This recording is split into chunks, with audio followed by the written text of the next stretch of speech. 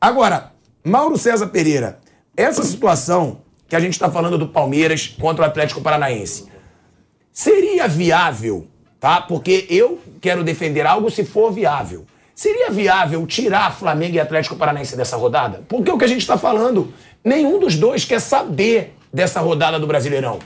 Torna os jogos mais chatos, não é adiar a rodada inteira, adia o jogo dos dois.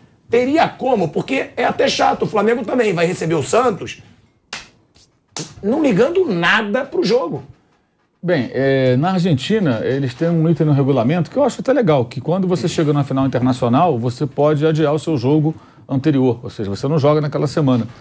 Isso está no regulamento das competições. Então, se o Estudiantes tivesse eliminado o Atlético Paranaense, eliminado o Palmeiras e fosse adversário do Flamengo, por exemplo, o time argentino que veio mais longe, né? Ou o Vélez tivesse eliminado o Flamengo e avançasse até a final, ele não jogaria nessa semana, ele ia ficar de molho só se preparando para o jogo, não teria jogado no final de semana. E aí, se tiverem jogos interligados, né, por um título ou por alguma situação, aí adia os jogos que interessam àquela equipe envolvida na partida decisiva da competição. Mas aqui no Brasil não é assim, né? Então, eu acho que também com o calendário mais apertado, o Flamengo e o Atlético já vão adiar o jogo do final de semana. O do Flamengo seria contra o Corinthians, né? Que vai ficar para o dia 2.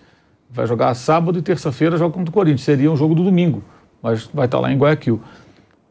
Vai ter que jogar. Agora o Atlético vai colocar time em reserva e o Flamengo vai satisfazer esse capricho aí dos jogadores de colocá-los em campo, porque eles acham que 10 dias de intervalo sem jogar é muito tempo, o que não deixa de ser um risco, né? É um jogo oficial contra o Santos. O Santos tem objetivos no campeonato.